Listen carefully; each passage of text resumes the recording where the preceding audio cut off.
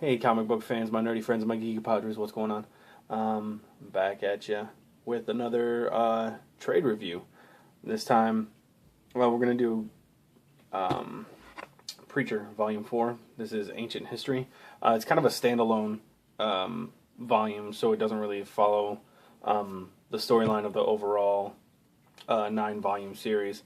So I feel like there won't be any spoilers in this one, so let's go.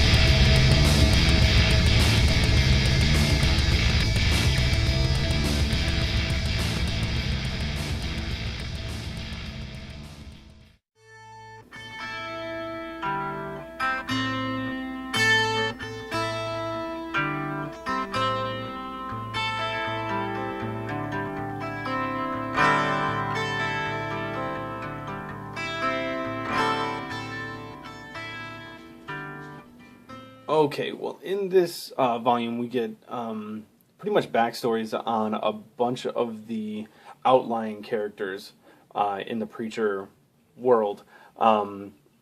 First, we get a substantial backstory on the Saint of Killers, kind of like what led him to become the Saint of Killers. That was really enjoyable. At first, I wasn't too excited about it. I actually read like the first couple pages and then put the book down for maybe like a week or two, because I wanted more of the main Preacher story. But after I picked it back up and read it, I read it all in one day. It's a great Western story. Kind of man has been like bad his entire life, killed a bunch of people, finds a woman, settles down, has a child. Wife and child get sick. He heads out to go to the doctor to get medicine. Heads out to get medicine.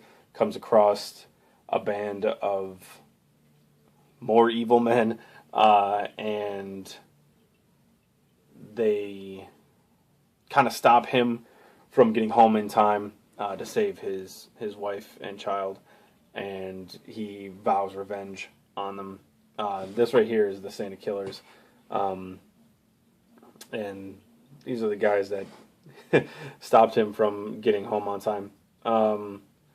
And from there, he goes back to fight these guys, ends up dying, but with his last thought, prays to anyone that could help him to bring him back to seek revenge. Ends up in hell, and in hell you lose all feeling, like emotional feeling. Well, his heart was so full of hatred, it was so cold that it froze hell, and the devil begged him to stop hating and started torturing him to get the hate out of his heart, and it just wasn't happening. So the angel of death came down and made a deal with the Saint of Killers and said that I will send you back to do what you need to do to those who have done wrong to you, but you have to come back and pretty much reap men's souls, and whenever God needs you to go and do some dirty deed, he'll call upon you for all of eternity. And he made that deal, and that's kind of how the story ended. Like I said, I mean, I kind of gave a few spoilers for that, but this is like an outlying story in the whole Preacher thing, so I don't feel too bad about it.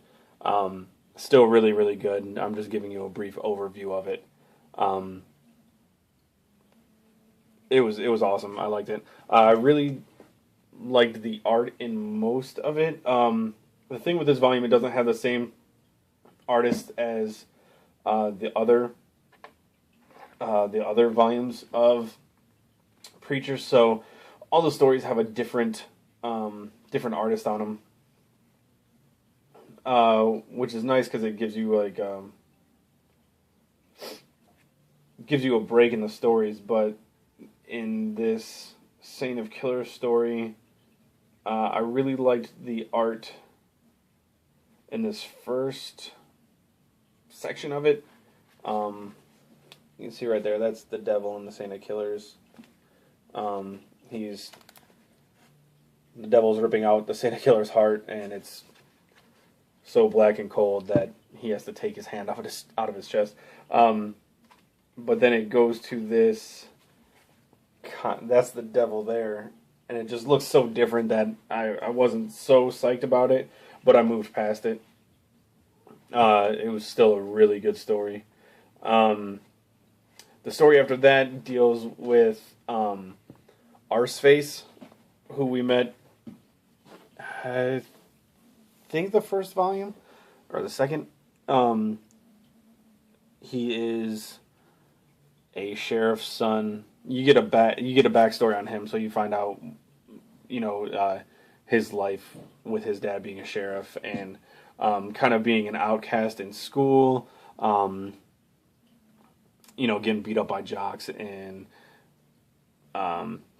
beaten up by stoners because his dad busted him for smoking pot, and his dad, he gets beat up in school, he gets beat up at home. His dad's kind of a big jerk and beats him up because he's worthless, he says. So he just kind of has like a crap life. He has one friend that he gets along with, and so his life just kind of sucks. He has one friend, like I said, named Pube, which is funny. There's a few things that go on with him and Pube that are kind of funny, but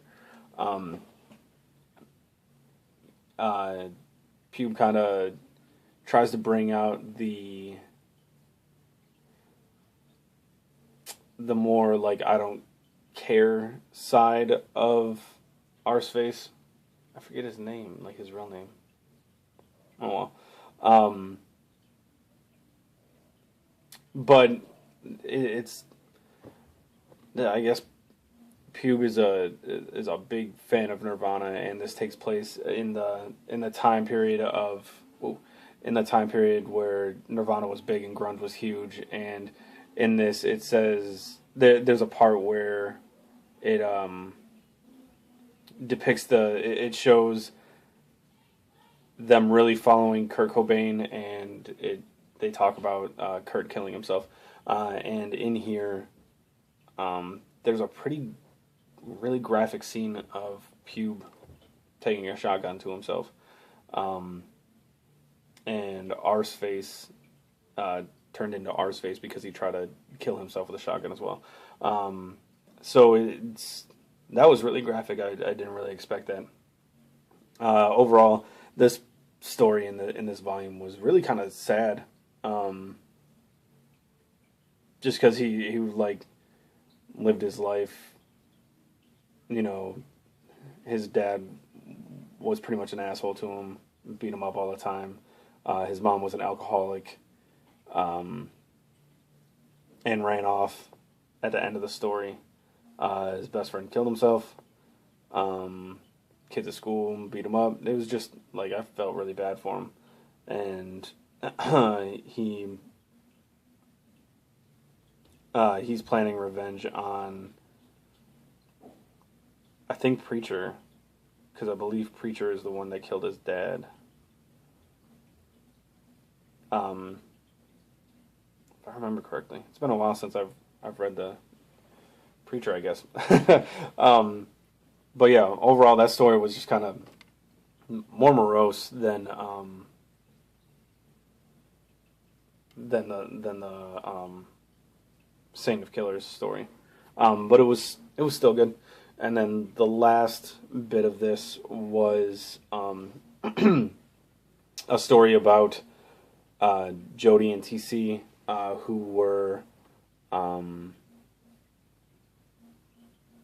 working for preacher's grandma, and it's just a backstory of them. I think it's called Good Old Boys, is the name of it, and it's strange. At first, we find out that Jody and TC make their money by fighting in a pit and betting against some guy in a swamp who gets a gorilla to fight Jody, and Jody ends up killing it and making a whole bunch of money, running off and running into a gentleman and a female who is a supermodel turned lawyer, who crashed a helicopter in the swamp, getting away from an international terrorist who they have like a tape of. This story was just, I mean, I don't know. Like, I while I was reading, I was like, this is way too far fetched. But I read a story about a gunslinger turning into the turning into the angel of death, and that wasn't far fetched. But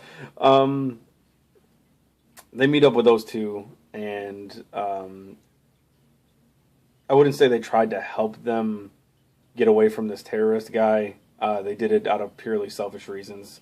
Pretty much they had nothing better to do, and Jody wanted to bang the supermodel turned lawyer chick. And TC wanted to bang the guy's dog. And I guess that happened. It's weird. TC's one of the things with TC is, like, they showed him a part of him catching a fish and cutting it open and was about to have sex with it. Weird. Anyway,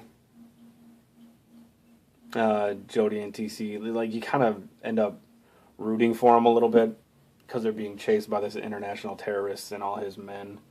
So you kind of end up rooting for them. But then at the end, like, I realized, I was like, these guys were the bastards in Volume 3, I think. I didn't really have any attachment to these guys or this story. I mean, it was alright. It was just, when I realized who it was, I just didn't care. But it was written all right. I mean, it was good. Overall, this volume is, so far that I've read, I don't know if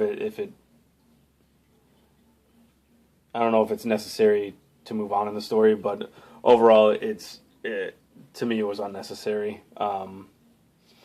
I did enjoy, like I said, the Saint of Killers story overall, but I don't think I don't know. I don't think this volume was necessary. It was all right. Not my favorite for sure. But if you're reading the Preacher, the storyline, and like you're picking up the trades, 4 isn't really necessary. At least that I've read so far. I mean, it's not necessary. So save yourself a couple bucks and skip it, unless you're a completist like me and you need to have it to complete the collection. But overall, it was meh. It was alright. I'm not going to tell you guys to run out and get it. Just overall, it wasn't great. So that's it for this episode of Trade Reviews. Hope you guys are having a great day, and I'll talk to you later.